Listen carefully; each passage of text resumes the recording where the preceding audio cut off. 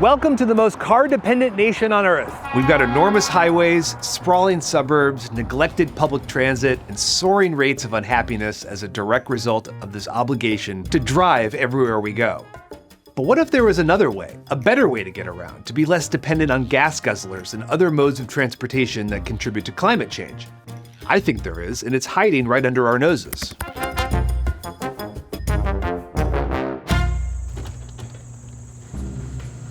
As transportation editor at The Verge, I have a few perks that come with the job, and one of them is getting to test electric bikes.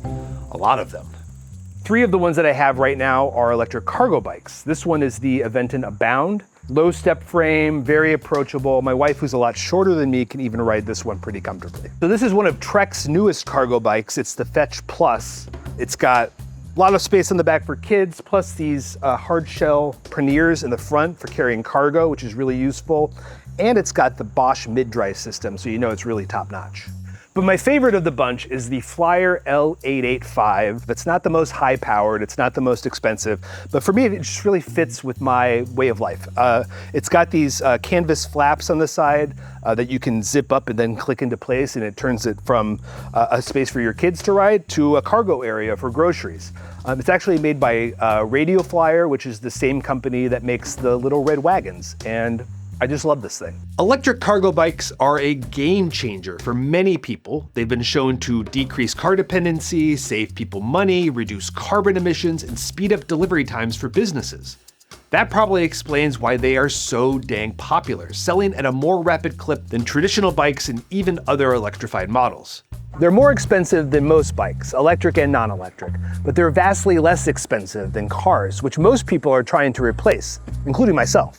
Businesses are catching on, deploying cargo bikes for delivery services, and we're starting to see some really interesting upgrades, like these bikes that have been transformed into mini delivery trucks used by companies like Amazon and UPS. Cities all over the world are being reshaped for smaller battery-powered vehicles and more human-centric transportation. Cargo bikes fit perfectly in that vision. I always assumed it would be slow going, given our overdependence on cars. But the US is actually getting more bike-friendly. A recent report found a growing commitment to safer, more accessible urban cycling, with 234 US cities now scoring above the momentum tipping point for bikeability, up from 33 in 2019. And the best city for biking in the US is right here in Brooklyn, New York. So we're going to Propel, which is a local electric bike shop here in Brooklyn, because if anyone knows electric bikes, and especially electric cargo bikes, it's the folks at Propel. You cannot go 5 minutes without seeing them zipping by all day long. That's the landscape that we've seen change over time in New York City specifically, is now they're everywhere. We wanted to talk to Kat Strain, who owns Propel, about what sort of trends she's seen. And we decided, what's the best way than to take a ride ourselves? We'll take a left here. Okay. Turning. We got a little bumpy right here. We gotta get around the porta potty truck. Oh, there's the Lord of the Rings building. Electric bikes are rewiring cities, but it's the people behind them. It's the people riding them that, you know, I'm not sure how many people have passed by us on bikes. So many. And if you look across the landscape, people are increasingly finding creative ways to use cargo bikes. From mobile floral shops like what Turnbikes is doing, to coffee makers from Furla Bikes, or even mobile drum and bass DJs like Dom Whiting, electric cargo bikes are popping up everywhere in surprising ways. I've seen some incredible form factors, like electric tricycles or electric rickshaws. The Dutch-style backfeets or bucket bike is always popular. And honestly, I think we're just at the beginning of what's possible. E-bikes as snowplows, e-bikes as garbage collectors. Naturally, that is creating a lot of strife, especially within the cycling community. Regular riders, and especially families, now find themselves jockeying for space with delivery workers on cargo bikes that essentially look like little trucks. I think that bike infrastructure will probably evolve to capture all of the different ways that we get around.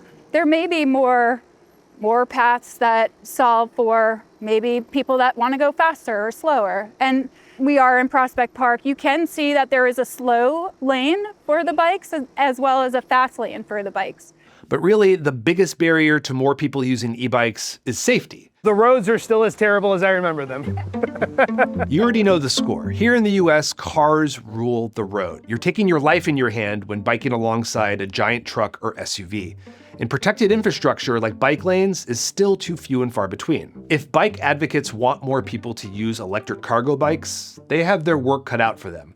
Most e-bikes, hell, most bikes, period, are made in China. Prices are likely to go up as tariffs and trade wars escalate, and cities are cracking down on e-bikes, mostly related to excessive speed and defective batteries. The US government is making things harder too, slashing funding for bike lanes and protective infrastructure, and questioning the need to carve out space just for cyclists.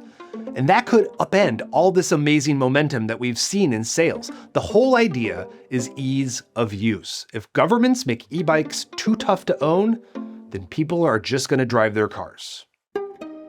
Despite the challenges the e-bike community faces at large, advocates think they'll have more power if they put their focus closer at home. The movement is happening locally. It's happening school by school. It's happening with bike buses. It's happening with activating people and your neighbors to try this thing out. Arleigh Greenwald is an e-bike specialist and writer that goes by the handle Bike Shop Girl. It's tireless work, for sure, because it takes so much time for infrastructure changes. But when you look at it culturally, the bike bus is such a great example. Getting families to bike with their kids to school once a week. I think we're all craving that offline connection that cycling can give us. In my town of Montclair, New Jersey, we formed a bike bus as a way to bring the community together and fight those long car lines that can be so depressing. So every Friday, we get together as a group and we ride our bikes to school. What's up, bike bus? I absolutely think that the popularity of electric cargo bikes played a huge role in giving some parents the confidence to bike with their kids. And now the bike bus is a global movement. But it's more than just cute kids on bikes. Everybody wants safe streets, and electric cargo bikes have the potential to replace a lot of car trips. And that can make things better for everyone, drivers and cyclists alike. You can be the change that you want to see, right? Like, start those bike buses, start asking people if they want to borrow your bike, and give those low stress, safe bike routes to help people figure out where they're going. Thank you for watching, and if you'd like to read more about e-bikes, as always, check out theverge.com. But if you want to learn more about bike buses, check out bikebusworld.com. It's a small nonprofit that I had a tiny part in helping form, and they have all the information there that you could need about how to form your own bike bus.